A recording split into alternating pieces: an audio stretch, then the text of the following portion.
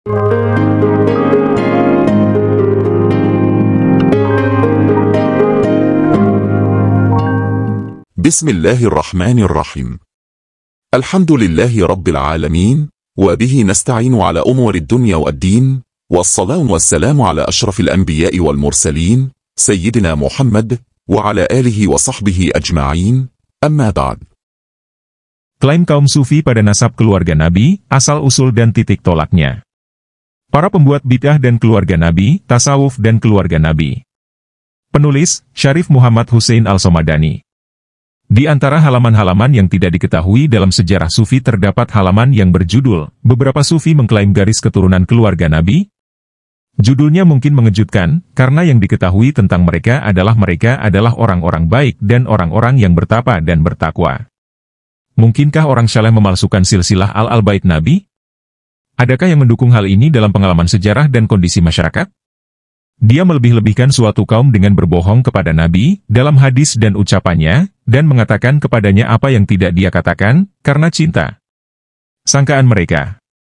Dan di antara cinta ada yang membunuh.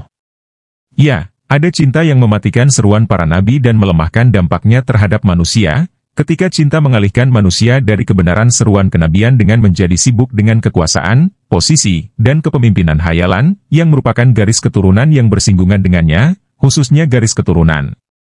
Nasab keluarga Nabi dalam banyak hal.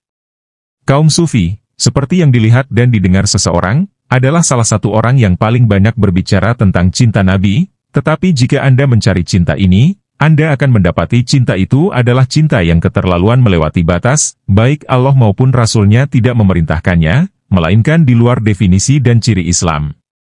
Cinta yang rusak ini membuat mereka menghancurkan seruan beliau, dan melemahkan fondasi dakwah Islam dengan meremehkan ilmu hukum, pemujaan terhadap orang-orang yang percaya tahayul, dan pemujaan terhadap peziarah kuburan dan penghuninya. Lalu di akhirnya mereka merusak rumah beliau, dengan masuk ke dalam nasab yang mulia, sehingga nasab dari keturunan yang suci dirusak demi seorang wali yang majzub atau seorang darwis yang terfitnah, yang membuat keinginan palsu dan melihat imajinasi setan, sehingga di sela-selanya dia menetapkan nasabnya kepada Hasan dan Hussein, dan juga kepada para wali dan para sufi dan seterusnya. Klaim kaum Sufi terhadap silsilah keluarga Nabi adalah salah satu buah keimanan yang rusak dan cinta yang keterlaluan. Dan sikap keterlaluan tidak bisa dipadukan dengan sikap adil. Dalam artikel ini akan kami kemukakan titik tolak kaum Sufi dan asal-usul mereka dalam menyatakan silsilah, serta dalil-dalilnya dari kitab-kitab dan sumber-sumber mereka, sehingga setelah itu seseorang akan mengetahui sebagian dari kisah kaum tersebut, dan mengetahui salah satu rahasia mereka dengan keluarga Nabi, karena rahasia diberitahu berita mereka oleh Ar-Rukban. Pengantar. Seorang Sufi mengaku nasab di depan makam Nabi. Syarif Husaini mengatakan kepada saya, bahwa dia pergi menunaikan haji ke Baitullah dan mengunjungi makam Nabinya. Semoga Allah tidak melarang kita dan seluruh umat Islam untuk menuju tempat-tempat yang mulia, suci, dan agung tersebut.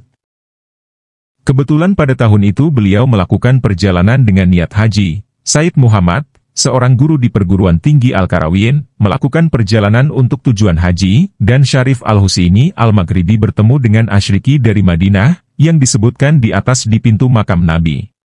Syarif tersebut sedang berbicara kepada seseorang di depan pintu makam yang mulia, dan Asyriki tersebut sedang berbicara dengan seorang syarif dari para syarif di Madinah. Ketika Asyriki berkata kepada syarif yang sedang berbicara kepadanya, kami adalah para syarif putra paman kalian. Dan Syarif Al-Husaini dari Maroko mendengarnya, yang berkata kepadaku, demi Tuhan, kata-katanya belum selesai sampai Tuhan menghukumnya atas perkataannya, dan dia jatuh sakit. Dan dia melakukan perjalanan dari Madinah ke kota ini, dan dia masih sakit di sana. Memang benar, kota ini menyangkal kejahatannya. Legiun telah lewat dan yang lain menunggu, dan mereka tidak mengubah apapun. Ketika abad ke-7 tiba, dunia Islam, dari ujung ke ujung, dipenuhi dengan kaum Sufi dari Alawiyin, khususnya di Iran. Dr. Kamal Al-Syaibi mengatakan dalam hubungan antara Sufisme dan Syiah. Kami menemukan bahwa silsilah Alawi mencakup Abdul Qadir Al-Jilani, Al-Sayyid Ahmad Al-Rifai, Bektash Al-Wali, Al-Dasuki, Al-Sayyid Ahmad Al-Badawi, Abul Hasan Al-Syazili, Al-Sanusi, Al-Mahdi, serta Abdul Wahab Al-Syaroni. Kita dapat menambahkannya. Sayyid Haidar Al-Tuni Al-Musawi, yang meninggal pada tahun 618 Hijriah, Syekh Tarekat Kalandariyah yang terkenal. Nikmatullah Al-Wali yang wafat pada tahun 732 Hijriah. Sofiyuddin Al-Ardebili yang meninggal pada tahun 735 Hijriah. Di antara keturunannya adalah para Sofawi. Said Ali Al-Hamdani yang meninggal pada tahun 786 Hijriah. Fadlullah Al-Harufi yang terbunuh pada tahun 804 Hijriah. Penggantinya, Ali Al-Ala, meninggal pada tahun 822 Hijriah. Imaduddin Al-Nasimi yang terbunuh pada tahun 830 Hijriah atau 837 Hijriah. Muhammad Nurbah yang wafat pada tahun 869 Hijriah. Dan gurunya, Hawaja Ishaq. Balim Sultan, pembaharu Tarekat Bektashi yang wafat pada tahun 922 Hijriah. Dan masih banyak lagi yang lainnya, dan yang terakhir adalah Abdul Qadir Al-Jazairi, pemimpin mujahid yang terkenal, dia adalah seorang Sufi Alawi. Yang aneh adalah, bahwa banyak kaum Alawi yang memiliki garis keturunan mapan tidak memiliki peluang dalam tasawuf. Dan karena alasan ini keabsahan garis keturunan mereka menghalangi mereka dari bid'ah, dan hal itu untuk melindungi mereka dari banyak omong kosong dari pengikut tarekat dan jalan para murid. Karena alasan ini, beberapa Sufi mengecam kurangnya keramat, seperti sangkaan mereka, pada Sufi Alawi.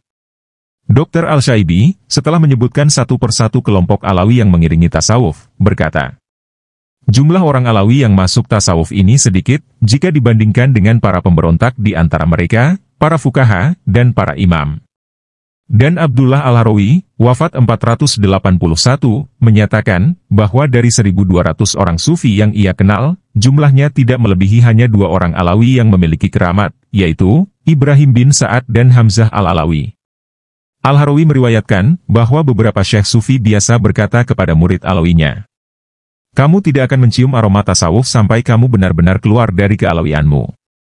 Asal dan titik awal. Prinsip pertama, kebenaran Muhammad dan kesatuan eksistensi. Di antara prinsip dan titik tolak terpenting para Sufi dalam hal ini adalah, keyakinan mereka terhadap konsep kebenaran Muhammad, dan pembicaraan mereka tentang manusia sempurna, dan curahan nur dari Nabi Muhammad, dan penyebarannya ke dunia.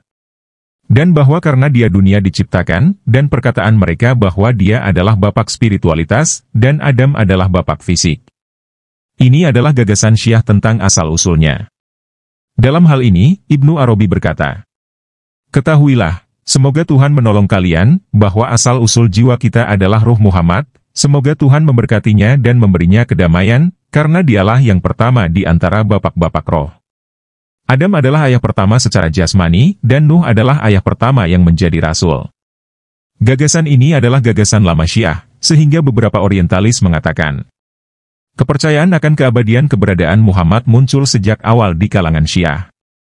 Dia menambahkan, keberadaan terus berlanjut di kalangan Syiah, muncul setelah Muhammad dalam bentuk Ali dan keluarganya. Karena alasan ini, beberapa peneliti berpendapat bahwa Ibnu Arabi merasuki kesatuan eksistensi dari ide-ide Syiah yang membuat keluarga Nabi menjadi satu kesatuan yang tak terpisahkan, semuanya berasal dari nur kenabian yang abadi. Nur Muhammad adalah kodim dalam ajaran Syiah yang keterlaluan. Jadi Ibnu Arabi menggabungkan gagasan cahaya dan gagasan kesatuan spiritual dan ilmiah keluarga Muhammad, dan menganugerahkannya kepada semua orang. Yang kami maksud dengan mereka adalah para salik yang mereka termasuk orang-orang awam, namun mereka mencapai kedudukan yang mulia itu, karena di dalam diri mereka terdapat Nur Muhammad. Ibnu Arabi juga menarik perhatian pada hadis yang mengatakan, Salman adalah salah satu dari kami, Ahlul Bait. Dan dia menggunakan Salman Al-Farisi sebagai contoh untuk menunjukkan bahwa nur tersebut mencakup semua manusia, dan bahwa umat Islam adalah Ahlul Bait, bukan keluarga Nabi saja. Jika asas kesatuan adalah kesatuan wujud, maka hal itu membuat para wali percaya, bahwa beliau, Nabi Muhammad, adalah Allah dan Rabb. Allah sangat diagungkan di atas apa yang mereka katakan. Dan pernyataan mereka tentang perwalian membuat mereka mencapai tahap kenabian. Jika demikian, lalu betapa mengherankannya mereka mengklaim silsilah dari salah satu umat, misalnya keluarga Nabi atau siapapun, atau keberadaan itu bukanlah satu. Hal ini ada dasarnya di kalangan atheis Syiah, baik Ismaili maupun yang lainnya. Ahmad Al-Kasrawi mengutip teks berikut dalam bukunya Musyasyayan. Keyakinan bahwa Ali yang berada di samping Nabi adalah rahasia yang beredar di langit dan di bumi. Dan Muhammad, semoga Tuhan memberkati dia dan memberinya kedamaian, adalah tabir dari jenis pesan tersebut. Dan 11 imam adalah malaikat dari dia ke dia dan dari dia. Dan Salman dari Ahlil Bait, dan Al-Bait adalah jalan dan ilmu, dan setiap orang yang meraih ilmunya adalah Salman di setiap zaman dan zaman. Memang ada perkataan Ibnu Arabi dalam Al-Futuhat yang menyatakan bahwa seseorang bisa menjadi seorang Ansor, maka di sini dia berkata, dan ketahuilah bahwa setiap orang yang mendukung agama Allah pada suatu waktu adalah seorang Ansor, dan dia termasuk dalam hukum hadis ini. Arti hadits, tanda keimanan adalah cinta terhadap orang Ansor, dan tanda kemunafikan adalah kebencian terhadap orang Ansor. Di antara ucapan para sufi kepada murid-muridnya adalah, bersemangatlah, rendah hati, dewasa dalam bertindak, dan dini dalam bertindak. Ibnu Arabi mempunyai pepatah dalam Al-Futuhat yang menasihati para pengikutnya, di mana dia mengatakan, bertindaklah seumur hidup. Itu adalah pernyataan yang mungkin tidak diragukan lagi, tetapi jika kesalahan dalam prinsip itu sejengkal, maka itu menjadi satu hasta pada pengikutnya. Salah satu pendekatan mereka terhadap hal ini adalah laporan mereka. Mengenai masalah anak melalui adopsi, Ibnu Arabi menyatakan bahwa hal itu diperbolehkan. Hal ini tidak dicapai melalui seleksi dan pemeringkatan. Kata anak itulah yang diharamkan menurutnya. Oleh karena itu, di kalangan para sufi, kata bernasab kepada syekh dan wali mereka serta sinonimnya adalah hal yang lumrah. Dalam biografi mereka dikatakan, dan kepadanya dia dinasabkan, dan dia adalah salah satu dari anak-anaknya. Dan maksudnya adalah, istilah bernasab melalui adopsi yang ditetapkan oleh Ibnu Arabi. Mereka mengakui bahwa itu bukanlah nasab garis keturunan atau darah, melainkan nasab antara ruh dan usaha, dan lebih besar dari yang sebelumnya, maka dalam pandangan mereka, diperbolehkan menyandingkannya pada syekh atau wali atau Nabi Muhammad, dan orang-orang setelah mereka. Saya berkata, ini adalah salah satu alasan yang paling penting atas tumpang tindihnya dan nasabnya kaum sufi, sehingga Anda tidak mengetahui apakah orang-orang ini ada hubungannya dengan wali yang saleh dan syekh majzub, atau apakah mereka berasal dari keturunan dan darah dagingnya, atau apakah mereka termasuk pelayan dan penjaga makamnya? Dan juga di Karamat Al-Nabhani, dan Tuanku Hatem berkata, aku melayani Tuanku Syekh Abu Al-Saud selama 20 tahun, dan aku memintanya untuk membuat perjanjian denganku, tetapi dia berkata, kamu bukan salah satu dari anak-anakku. Kamu adalah salah satu anak saudaraku Abu Al-Abbas Al-Basir. Dia akan datang dari tanah Maroko. Ketika dia datang ke Mesir, Sidi Abu Al-Saud dikirim ke Sidi Hatem dan berkata kepadanya, Syekhmu telah tiba malam ini, jadi pergilah dan temui dia di Bulak. Orang pertama yang dia temui di antara orang-orang Mesir adalah Sidi Hatem. Ketika dia meletakkan tangannya di tangannya, dia berkata, selamat datang anakku Hatem. Semoga Tuhan memberi pahala kepada saudaraku Abu Al-Saud dengan kebaikan dalam menjaga Anda hingga datang kepadaku. Di dalamnya juga, dan Syekh Jakir pernah berkata, aku tidak pernah membuat perjanjian dengan seorang murid, sampai aku melihat namanya tertulis di Lauhul Mahfuz, dan bahwa dia adalah salah satu dari anak-anak kami. Di dalamnya juga, dan Syihabuddin Al-Nashili berkata ketika dia melihat Al-Syaroni dan mengenalinya. Hei, Ibni Al-Syawuni, apa kabarmu dan ayahmu? Al-Syaroni berkata, dan saya tidak pernah mengenal Syawuni sama sekali. Maka setelah 10 tahun saya bertemu dengan Syawuni, maka saya ceritakan kepadanya apa yang dikatakan Syekh Syihabuddin, dan dia berkata, kamu benar, kamu adalah anakku, dan insya Allah sesuatu yang baik akan kamu dapatkan dari tangan kami. Dan ketahuilah, bahwa topik ini adalah sesuatu yang membingungkan sekelompok ahli silsilah dan ulama terkemuka masa kini, sampai-sampai saya mendengar dari beberapa dari mereka, bahwa mereka telah bingung tentang silsilah sekelompok sufi selama bertahun-tahun. Semuanya mereka mengaku silsilah dari satu laki-laki, dan mereka saling mendiskreditkan. Dan alasannya adalah, apa yang kami sampaikan tentang kedatangan para murid dan orang-orang yang mengikuti barisan para wali dan syekh, dengan niat untuk tinggal bersama syekh dan belajar darinya. Dan setelah jangka waktu tertentu, afiliasi dengannya terjadi karena lamanya bersama, dan masalah keturunan wali yang sebenarnya dicampur dengan anak-anaknya dalam hal afiliasi adopsi, yang ditetapkan oleh Ibnu Arabi. Ini tidak sama dengan ilmu nasab, agar urusannya teratur dan dapat ditelusuri nasabnya, melainkan perlu diketahui asal-muasal suatu masyarakat. Sama halnya dengan membicarakan aliran dan keyakinan, dan dampaknya terhadap keberadaan.